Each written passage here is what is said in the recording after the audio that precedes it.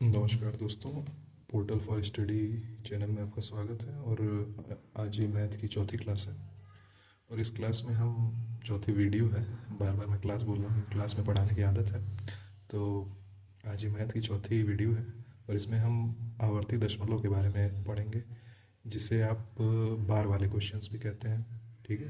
तो इसमें सामान्यतः ऐसे क्वेश्चंस आते हैं कि बार वाली कोई संख्या दी रहती है, जिसे भिन्न में बदलना रहता है, फ्रैक्शन में बदलना रहता है।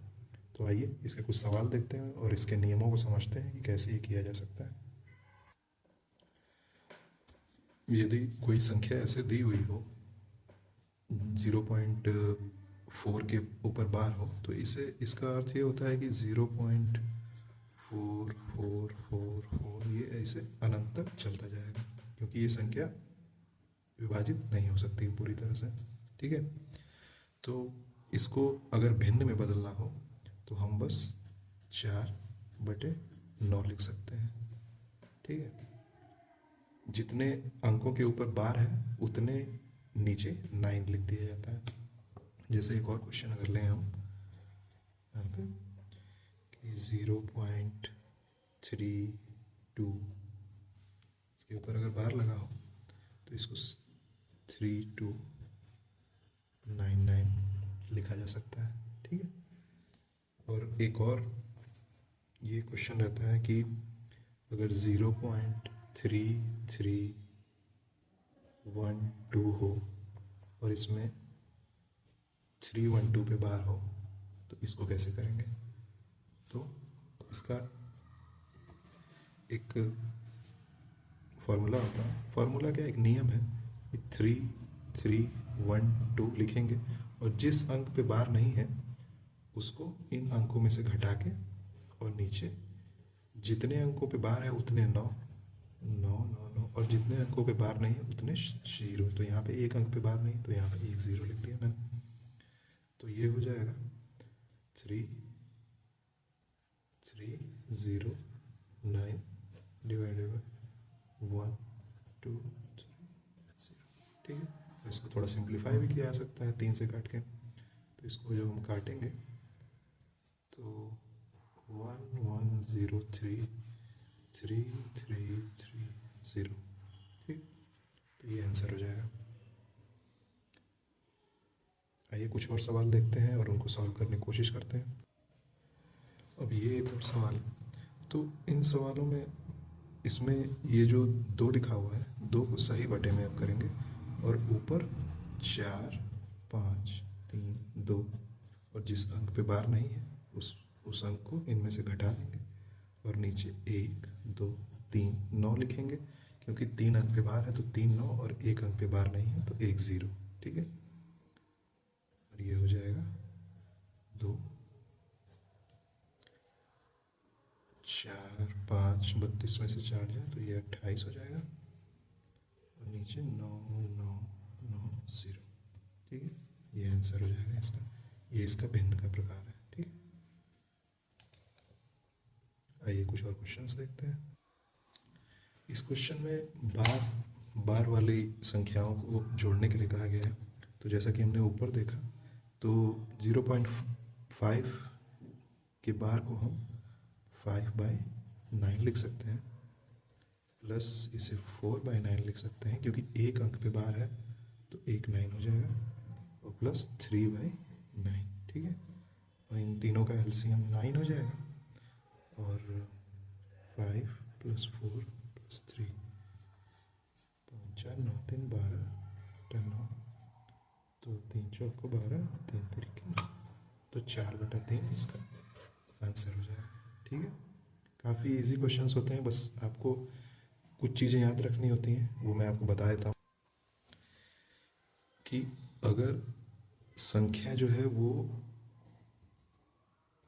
a की पावर बार है तो ये a के 9 हो जाएगा, और अगर 0.ab है तो ये ab के बटा 999 हो जाएगा, यहाँ बार है तो। और 0.abc में 2 पे बार है तो abc - a बटा 99, और जिस पे ज़ीरो नहीं, जिस पे बार नहीं है उतने ज़ीरो आ जाएंगे। तो ये कुछ रूल्स हैं, ये ट्रिक है, जो भी आप इन्हें कह लें, आप इन्हें बस याद रखेंगे। तो ये आप चाहें तो इसका स्क्रीनशॉट भी ले सकते हैं, ठीक है। और अगर एक और मैं यहाँ पे लिख देता हूँ कि अगर W पॉइंट ABC पे बार दिया हो तो W सही बटे में आएगा, और ABC माइनस A क्योंकि उस पे बार नहीं है, और 9 0 क्योंकि 2 पे बार है, 1 पे बार नहीं है, तो 1 0 हो जाएगा, ठीक है। ये आप इसका स्क्रीनशॉट ले लीजिए या इसको याद कर लीजिए, ठीक है। तो आइए अब अगला चैप्टर देखते हैं। नंबर ऑफ ज़ीरोज़ एक छोटा सा चैप्टर है मैथ्स में। इसमें बताना रहता है कि 1 multiply by 2 multiplied by 3 multiply by 4, ऐसे ही करते करते अगर 50 तक की संख्याओं का मल्टीप्लिकेशन किया जाए तो कितने ज़ीरोज़ आएंगे उसमें, ठीक है।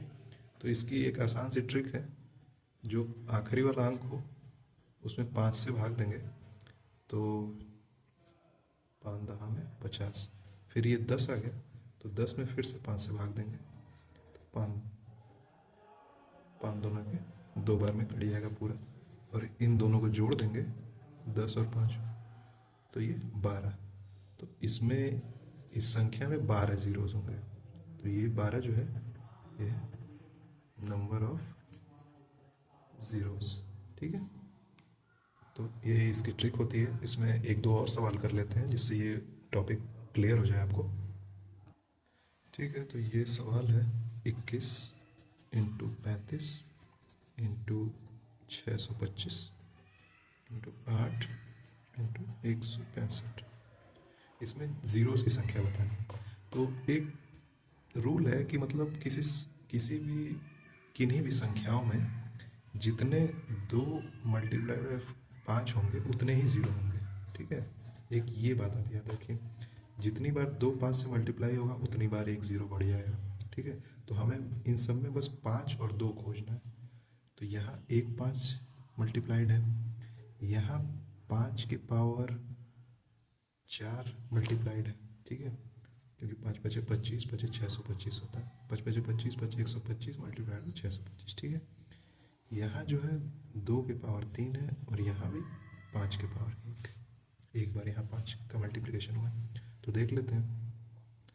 तो 5 के पावर 4 और ये 2 6 और 2 के पावर 3, तो यहाँ पे 2 के पावर 3 है तो 3 ही 5 मिलेंगे उससे भी, तभी 10 हो पाएगा।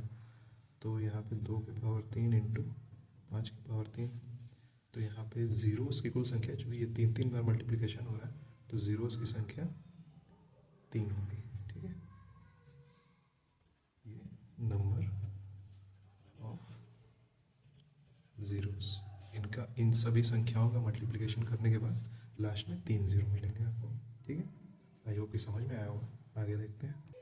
अब ये एक सवाल है जिसमें 1 3 5 7 9 15 और 25 संख्याएं दी हुई हैं, और पूछा है कि इनका मल्टीप्लिकेशन करने के बाद आखिरी में कितने ज़ीरोज़ मिलेंगे। और चूँकि हमको पता है कि 5 खोजना रहता है, तो 1 5 यहाँ, 1 5 यहाँ, और 2 5 यहाँ मिल गया हमको।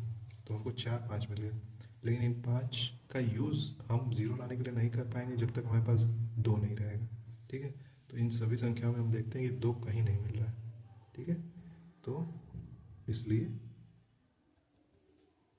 मतलब नंबर ऑफ ज़ीरोज़, शून्यों की संख्या होगी 0, कोई शून्य नहीं। ये मैं लिख देता हूँ, नहीं तो आप लगे कि कहीं इसमें 1 ज़ीरो तो नहीं, कोई शून्य नहीं, ठीक है। तो ये इजी क्वेश्चन था, और इस तरह के काफ़ी क्वेश्चंस होते हैं। इसमें बस आपको ये खोजना रहता है कि कितनी बार 2 और 5 का मल्टीप्लिकेशन हुआ है। जितनी बार भी 2 और 5 का मल्टीप्लिकेशन होगा उतने ज़ीरोज़ आ जाएंगे, ठीक है। तो मिलते हैं अगले वीडियो में। प्लीज़ चैनल को सब्सक्राइब करें और ग्रो करने में हेल्प करें। Thank you.